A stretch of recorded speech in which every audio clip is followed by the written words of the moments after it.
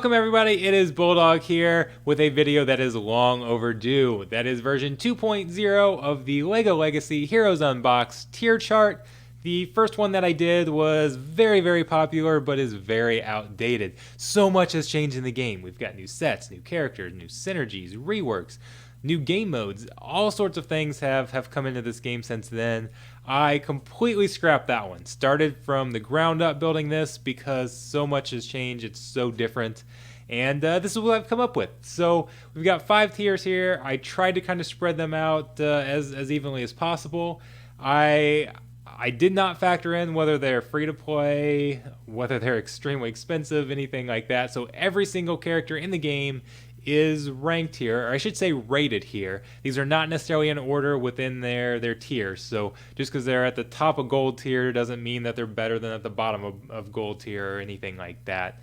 And then you've got to keep in mind synergies are very important. So I actually on my arena team, I have a silver character in here. I have Cook Bart on my arena team currently, even though he's only silver. That's because he has very good synergy with the other characters that I'm running. So you can't just take 5 diamond tier characters and throw them on a team and expect that to be one of the best teams possible. Synergy is still important, and I do factor what synergies are available into these ratings a little bit. And those synergies are going to change over time. So that's one big reason you'll see some big changes from this tier list to the last one. But anyways, let's get started. I'm not going to go over every single character. The characters I kind of want to go over are maybe some of the more controversial ones and kind of explain why I put them where I have. And I don't know. So those okay, at the top we've got Scarlet and Redbeard. Any single list you see are going to have those two in your top tier. If they're not in the top tier of a list, that list is crap. Sorry. But that is one of the best duos in the game. Dominates the top of Arena. Them with I think Master Wu up there in the top 3. They're kind of undeniably some of the best characters in the game.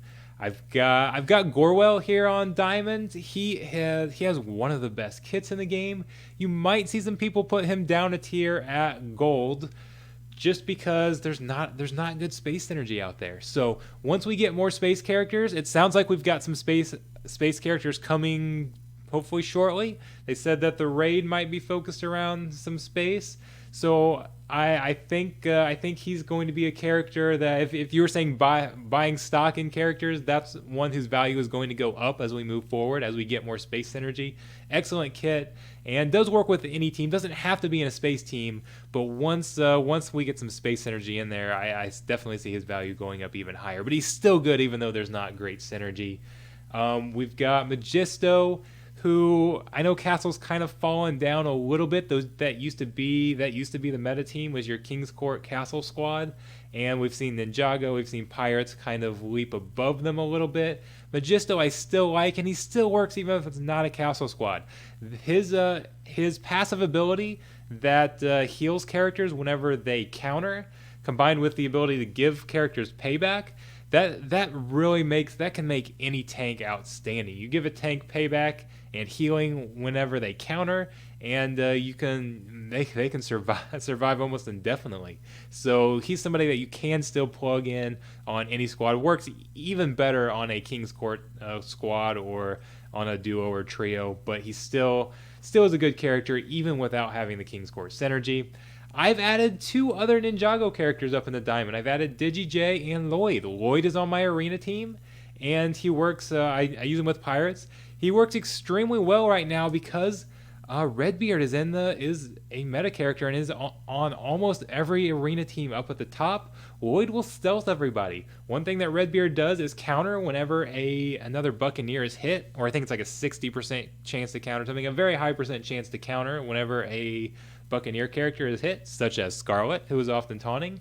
So Lloyd stealthing everybody prevents those counters, so that works very well in Arena, and that's why I run him on my Arena team. Not even so much to tank, but more just for the stealth, so that Redbeard isn't going nuts against me. So that's why I really like him. DigiJ, one of the new premium characters.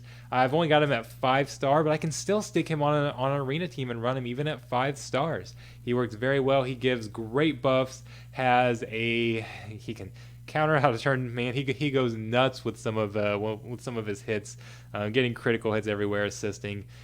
He does damage all over the place. He is only going to get better too as we unlock his set. There are 2 Ninjago sets. There's the JoJo, and then DigiJ basically has his own set built around charge and Spinjitzu characters with Techie characters. So he works very well in that set, that Cyber Dragon set. And as people get that unlocked through Brixpedition and get that started up, he's just going to become even better. Another character that I would say definitely buy stock in. His value is going to increase as we move forward. And then Aurora, I think a lot of people have her up. She's not seen much in Arena. The timeout teams have kind of faded away, and but in PvE, still very, very good. She has a set that essentially gives unlimited revives as long as you're not dying too fast. She is very, very good, and I think as a character, I think we're going to see some of these chill characters increase in value as we move forward as well. So she's somebody else who I think is only going to get better. So down to the gold tier, I think some of the more controversial ones would be maybe having Basil and Willa too low. I think a lot of people view that as the best duo in the game, and I just kind of disagree. It's more of a timeout, works kind of along a timeout team, but those have really faded away. Ninjago and Pirates do so much damage that's a very good duo, and it's going to work very well in like Brixpedition. Works well on offense. On defense, it's just too easy to get around. So they don't really hold very well on defense in Arena, but still a great offensive team, great PvE team. I can understand why some people would put them up in a diamond tier, but it's and Basil by himself just is honestly not very good at all. But in that combination, they do work very, very well together. I can justify putting them up a tier, but I thought gold was a better fit for them. I've got King Brutus here. King Brutus is my boy. I love him, and I know a lot of people disagree with how much I use him and how they're just not as high on him as I am. But I love his ability to give taunt to other characters, especially when you pair it with Magisto and you can give somebody taunt and payback. You can even give an attacker that, and then they can be very tanky because they're healing with Magisto's passive, then doing tons of damage on their counters. I love Brutus paired with Scarlet. Scarlet has a passive taunt. She does not taunt unless somebody falls below 50% health. Pairing Brutus with Scarlet allows you to give Scarlet a taunt from the very beginning, and then your Redbeard can absolutely go nuts when they're forced to attack Scarlet right off the bat. So there are so many different uses for him, and then of course he's obviously very good in a King's Court squad, and he has a high damage assist attack as well. So he's pretty versatile, and I really, really like him. That ability to assign taunt to whoever you want, whether it's giving a character that doesn't normally have a taunt, or it's giving a tank a second taunt. So a lot of times you'll have tanks that they taunt, then it gets dispelled, and then they can't taunt for several more turns. Brutus can apply that taunt again. I really, really like him. So one character that I was not very high on the last one, that I said was probably the most overrated character in the game, was Hiker. And I still agree with that for PvP as far as Arena goes, but he's getting a major bump here because of Brixpedition. You need healers in Brixpedition to get through that, and I personally don't use him because I have some of these higher end characters, and like a King's Court squad can almost heal himself indefinitely. Ninjago and Pirates both have some healing in there, but if you're a newer player and you haven't got these full squads assembled yet, or maybe you lost with some of your top squads and you're down to some of the other ones, he's a great PvE healer. He really is, has a strong AoE heal, so he is a very good character for Brixpedition. So I don't like him in Arena, but I do love him in Brixpedition. So we've got at the bottom here, we've got several damage dealers. Highwayman, some people you'll see him stick at Diamond. I actually had him at Diamond temporarily just because he's one of the best single target damage attackers in the game, and he gets that stealth, so he's hard to take out early. He'll go into hiding.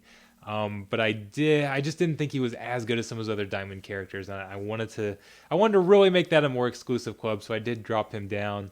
Kai deals a ton of damage. Got a very nice new ultimate. His ultimate is extremely nice, and I think if you're running full Ninjago, he's the clear number 4th. When you get over to number 5th, I'll drop down here to silver for just a second. You've got Zane and Naya up there, and those two, I'm starting to like Zane actually a little bit better as the 5th. I think those are the two that you're going to see swapped out as a 5th in Ninjago squad. So I wanted Kai to be up there one tier ahead of them, because I do think he is clearly an inclusion in that squad. You've got 6 Ninjago, and I can't see myself leaving him out. And then Firefighter Ash down there at the bottom, very good damage dealer. I think, again, somebody that I would buy stock in. I think the value is going to go up there. We're going to start to see some. We've got the fire station set there.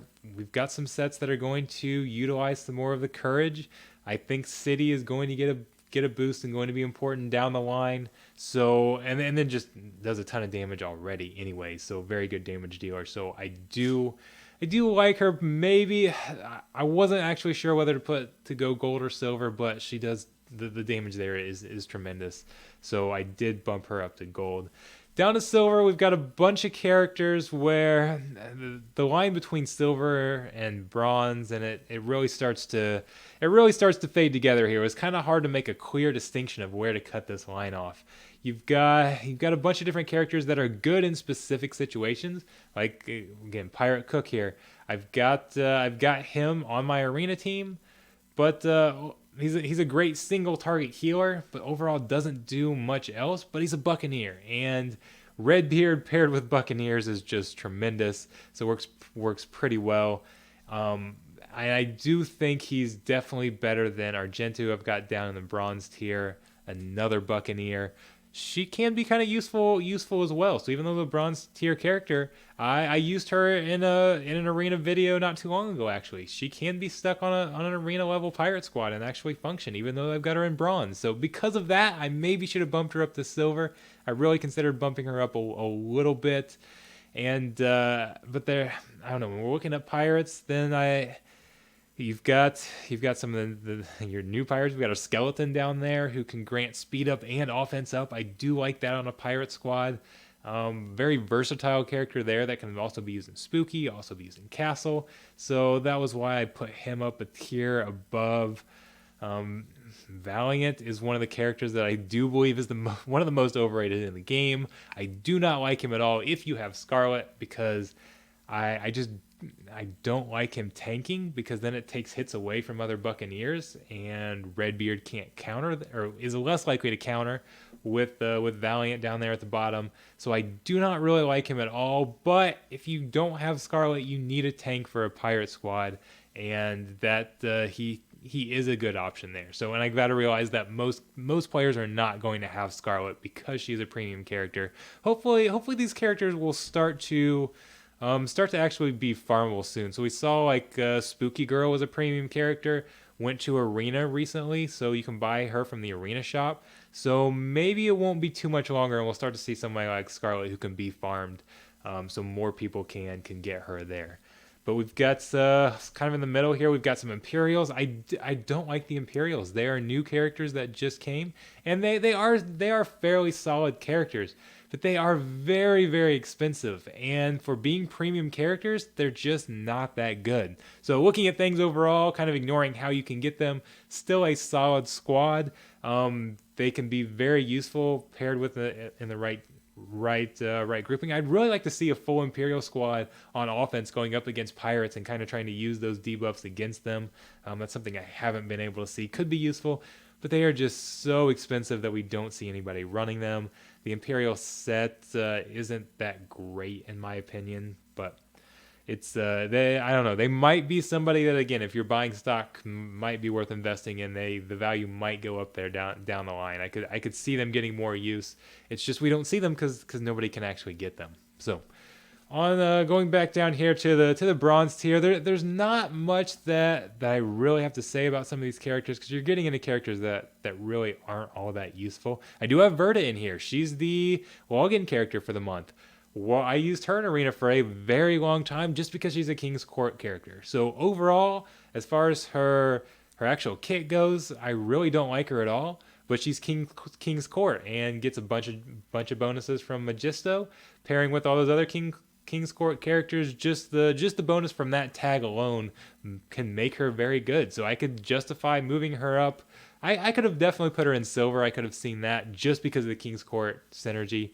I actually, as another castle character, I actually, um, I don't know. There's as far as castle characters go, there's not a lot of others to stick in there. I was gonna say I like Princess Storm better, and I actually do at least on offense. Now her taunt is very long for her, and she's actually an attacker. She's kind of a hybrid attacker tank. Has a very long taunt that kind of works against her a little bit.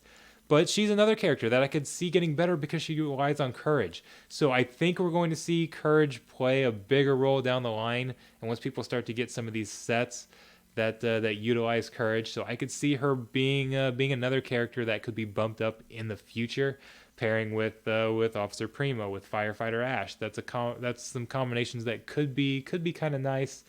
But for right now, not the biggest fan. But she does again fit into a castle squad.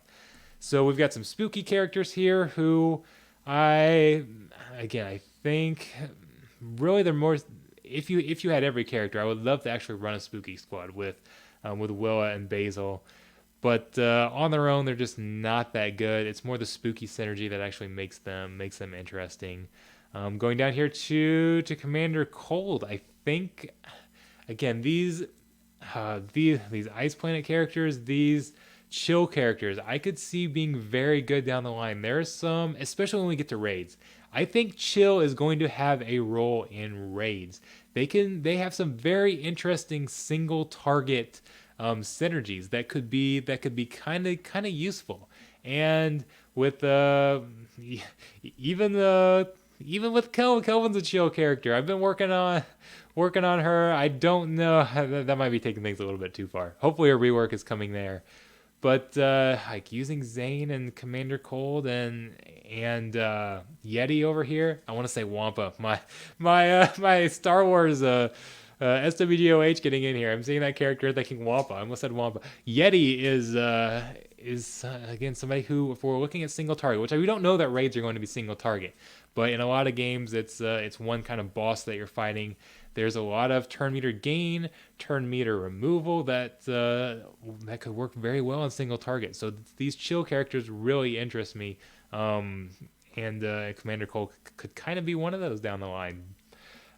Fitness instructor gives out some nice buffs, has a little bit of a heal. I think you might see her up a tier in some list, and I could possibly see that, but the duration is very, I believe they have very long cooldowns, and yeah, the buffs are kind of nice, but there are other characters now that can do those buffs plus more. Again, you can see. So I don't know. It's really hard for me to get excited about her. She's one of in the Monolith farm. She's one of the very few that I have not even really touched yet. So I don't know. I'm not sure. It's just hard for me to bump her up to silver, even though I think you'll see her up there a little bit. You get down into the copper, and there's just not much to like. Private Lackey is one that I've actually been working on because he's a pirate. He's my 5th pirate in the coin event, so he's a terrible character, absolutely terrible character. But I could see people justifying putting him a little higher just because he's an easy to farm pirate, and you've got to have some pirates for the coin. So I get him up there just for the stars, just to be eligible for the higher tiers of the coin event, and then I let Scarlet and Redbeard and those take over. Lackey doesn't actually do anything; he just helps me get eligible for the event. So he does have some value there. That is some value because that pirate event is very, very important. You get a lot of coins from that. Chicken Soup Guy, you'll see some people move up to bronze. He does apply Dizzy, which was one of the most valuable debuffs in the game. So because of that, I could see him being higher, but there's just not a lot to like there. He falls out. You get him early. He's basically the first character that you get in the game. but you're not going to keep him very long. I wouldn't invest much into him. Got a couple city tanks down there here that I could see maybe bumping up just because they're a city tank and there's not a lot of them. Primo has a taunt and acts as a tank. I can't remember if he's classified as tank or support now, but either way, he has a taunt. But again, he's a premium character that you have to unlock. You unlock with castle, so you don't buy him, but you unlock him by having a castle squad. So if you don't have him and you're wanting a city tank, so far away in the events you actually don't need a city tank. I've completed them without tanks, just using the attackers. But if you're wanting a tank, there's not many options there for cities. So I could see some justification for bumping them up. But overall, those characters at the bottom, even the bottom 2 tiers, you're just not going to see much investment in those characters unless those are as a new player, if those are all you have available, whether it's Argenta, Verta, those types of characters, just to get your pirate squad, to get your castle squad. But right now they're just not that great. You're going to want to focus on more characters toward the other end of the spectrum. So anyways, that was a longer spiel than I wanted to go on, but that's my tier list, tier chart 2.0. If you have any questions, leave them in the YouTube comments. I'll try to get to as many as I can. Come visit me on Discord. That's the best way to contact me. If you have a question that you want answered, the best way to contact me is to come to my Discord channel and tag me or direct message me. That's going to be the quickest way to get my attention, to get a hold of me. So feel free to come hit me up and ask whatever questions you want. If there's certain things you agree with, disagree with, let me know. I will certainly give it some consideration as whenever I make version 3.0. I think I want to try to maybe update this every month, or maybe next time it won't be version 3. Hopefully it'll be, I do 2.0, so maybe next time I can just make some tweaks or add some characters as they come out without making complete overhauls. So maybe we won't be jumping from 1 to 2 to 3. Hopefully I can do this more often and keep it more up to date for you guys. So anyways, that's all I've got. Thanks a lot. Be sure to subscribe, like, all of that as usual. So I'm trying to get to 10K subscribers. So I can get to the next tier on the content creator list and be eligible for that. So that's my goal. My goal is to get to 10K subscribers before the end of the year. And that's gonna be a tall task, but that's what I'm shooting for. So if you like this video, if you want to see more, definitely subscribe. That's one of the best ways you can support me or any YouTuber. So thanks a lot. I'll be seeing you guys around.